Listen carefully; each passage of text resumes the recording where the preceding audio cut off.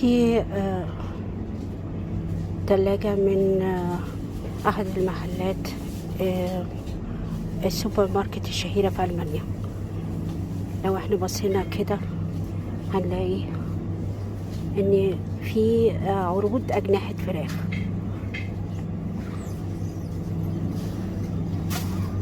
ولو بصينا هنلاقي السعر مش قليل حتى بعد التخفيض ب2.22.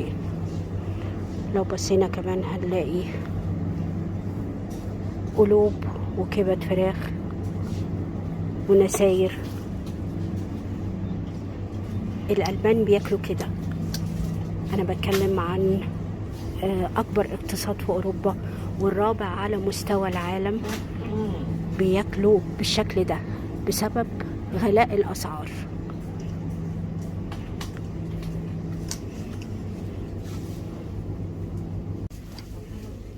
كيلو الطماطم بكام؟ الخس، الخيار، كل شيء هنا غالي. أكيد في مصر كمان، لكن لو احنا قارنا اقتصاد مصر باقتصاد دولة زي ألمانيا هنقول أكيد في أزمة اقتصادية كبيرة عالمية بتضرب العالم كله، وإن احنا مش بس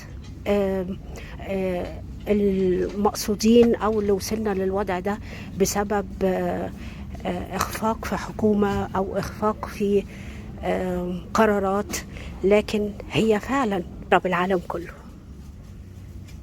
ربنا يحفظ مصر ويحفظ كل دول العالم، لكن أكيد الأزمة هتعدي.